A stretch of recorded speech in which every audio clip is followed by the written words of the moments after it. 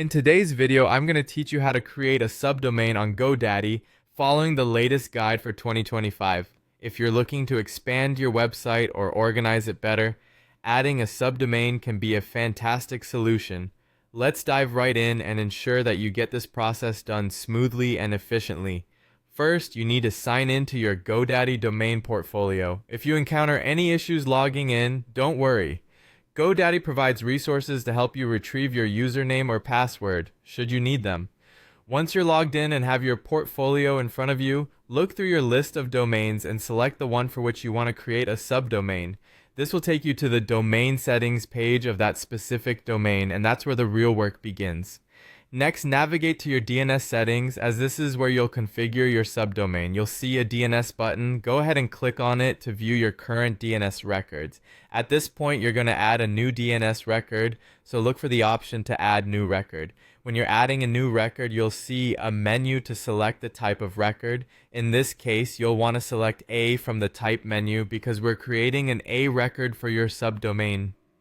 Now, here comes the part where you enter the details for your new A record subdomain. You'll need to provide specific information here, such as what you want to name your subdomain. Remember, the subdomain is typically a word placed before your main domain, separated by a dot. For example, if your main domain is example.com, a subdomain could be blog.example.com. Be sure to enter the correct IP address the subdomain should point to, as this is crucial for directing traffic properly. After entering these details, you have the option to add multiple DNS records if needed.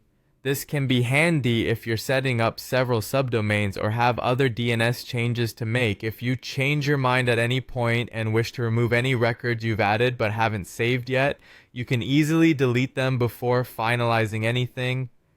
Finally, it's time to save your work. If you just added one record, click Save to confirm and add your new subdomain to the list. If you've added multiple records, you'll find a Save All Records button that will allow you to save them all in one go.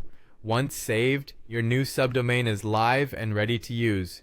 It's as simple as that. Creating a subdomain on GoDaddy is a straightforward process when broken down step by step. Hopefully, this guide has made it clear and easy for you to follow along.